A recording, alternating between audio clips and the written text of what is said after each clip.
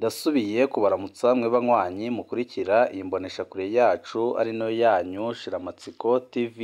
Ni imboneshakure imwe rudende idushikiriza inkuru n'ibiganiro utaronka ahandi. Uyu ni umwanya w'amakuru agezweko ari kuvugwa mu karere, aho tugiye kwibanda ku makuru ahambaye cane arabana n'umutekano. Perezida Evariste Ndayishimiye urongoye igihugu c'u Burundi ariko arakorana bya hafi n'interahamwe zasize zihekuye u Rwanda mu mwaka w'1994.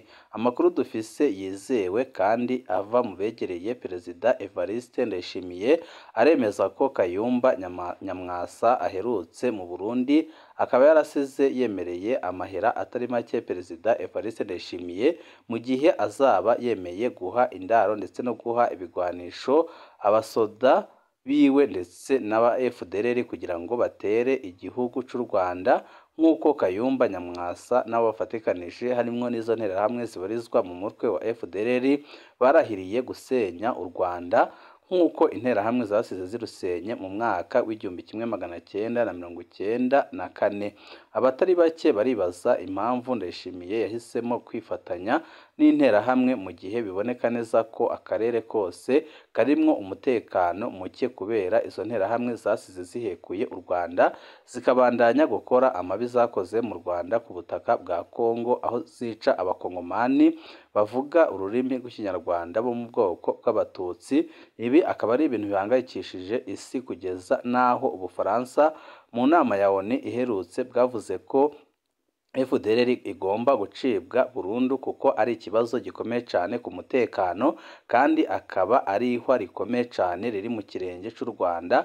Akaba ariyo mpamvu benshi bamaganira kure Perezida Evariste Ndayishimiye kuko ibyo ariko arakora amabi akomeye cyane, kandi ariko arifatanya n'abanyabyaha basenye igihugu nk'u Rwanda. Uyu munsi igihugu cy'u Rwanda kikaba cyariyubatse guhera hasi mu nzego zose kugeza no ku nzego z'umutekano. None Ndayishimiye akaba ashaka guhungabanya umutekano w'u Rwanda, akaba ariho benshi bahera bavuga ko ari ibintu bidashobora kumworohera na gatoya, kuko amakuru ahari kandi yizewe nuko igihe Perezida Evariste Ndayishimiye azaba yongeye kurungika ingabo ziwe mu kibira ndetse n'izo nterahamwe za FDLR, hazongera hakaba operasiyo nk'iyabaye mu minsi iheze, operasiyo benshi bataziriye ko ari operasiyo Nkuba, kuko igihugu c'u Burundi cyatangaje ko abasoda bacyo bishwe n'inkuba, kandi mu by'ukuri nta nkuba yigeze ukwibuta abasoda b'u Burundi mu kibira, ahubwo nyabona n'abarwanyi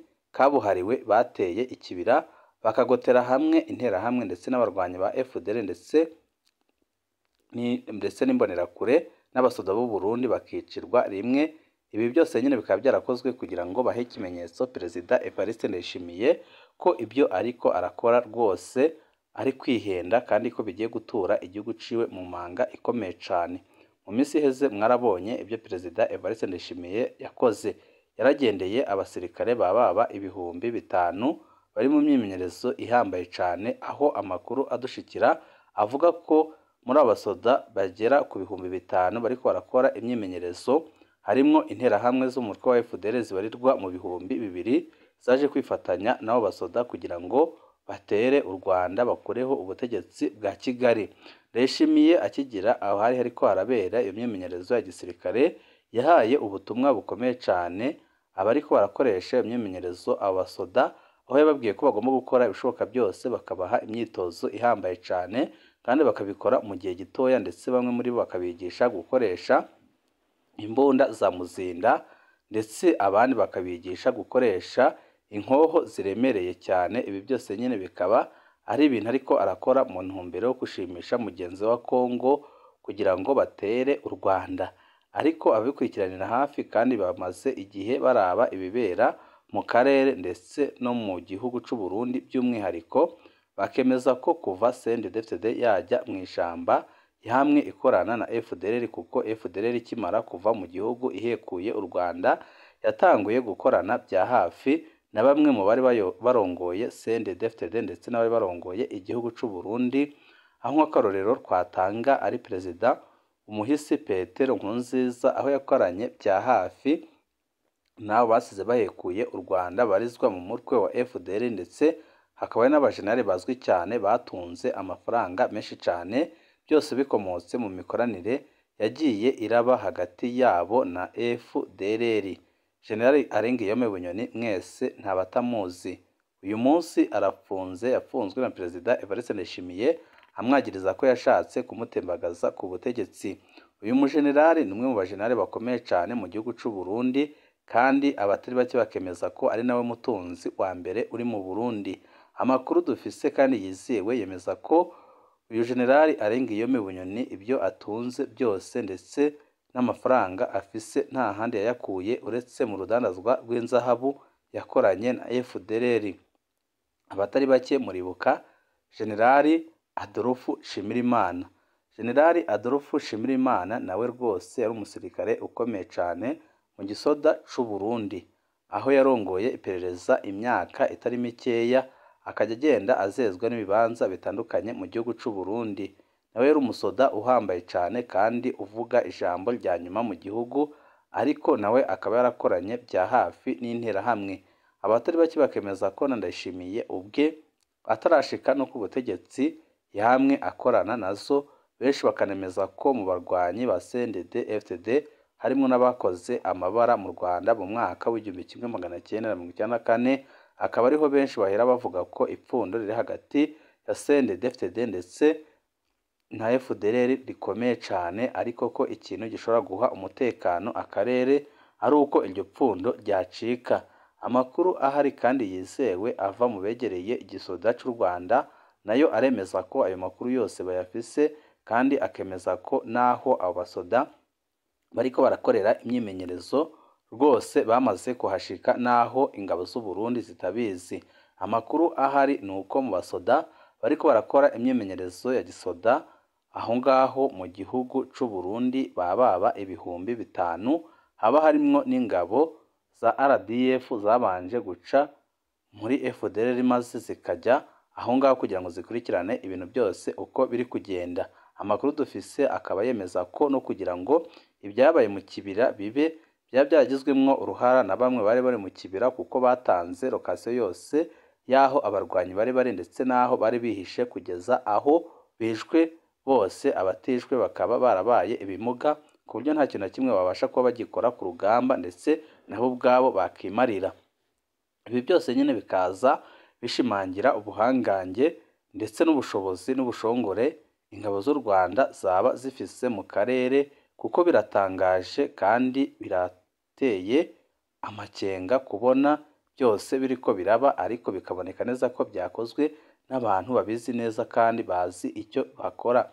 Ikindi twabashije kumenya nuko mu ngabo z'u Burundi cyane cyane mu begereye Perezida Evariste Ndayishimiye haba harimwo n'abari gukorera igihugu cy'u Rwanda. Ayo ni amakuru tuzagaruka ko mu makuru yacu hanyuma, ariko ni ibintu twahawe natwe tukaba tugira ngo tubamenyeshe nk'abamenyesha amakuru, kugira ngo abarundi aho bari hose bahagurikire ikibazo cya Perezida Evariste Ndayishimiye. Murabona gutwara igihugu ko byamaze kumuta kuw'amazi, ahubwo ko nyabona icyo ashaka kandi ashoboye ari ugusotora intambara benshi bemeza ko adashobora no gutsinda, kandi benshi bemeza ko ari intambara yabigiye gutura igihugu cy'u Burundi mu manga ku buryo bukomeye cyane. Mu kibira abantu batari bake barabonye ibyahabaye. N'ubu ngubu amakuru adushikira ni uko ibiziga bigitorwa mu ishamba rya Kibira, ariko bigatorwa byaranonekaye ku buryo bukomeye cyane. Izi zose ni ingaruka z'ubutegetsi bubi bwa Perezida Evariste Ndayishimiye. Benshi mumaze igihe kirenga umwaka mukurikirana ibikorwa bibera mu gihugu ca Kongo, aho abasoda b'u Burundi bicwa umunsi ku munsi. Abasoda bagiye mu gihugu ca Kongo kurwana na M23, abashika muri 1/3 bose bamaze kwicwa. Abandi barahunze urugamba bajya kwifatanya n'imitwe itandukanye irwanya leta y'u Burundi, harimo na Red Tabara, ndetse hakaba n'amakuru avuga ko hari aba baragiye no muri M23, abandi bakomoka bakajya i Buganda no mu bindi bihugu bitandukanye bahunga ibyo bariko barakorerwa ku rugamba. Abandi barenga 240 murazi ko batahanywe mu gihugu cy'u Burundi bakaba baraciriwe iminyororo itandukanye kandi iremereye.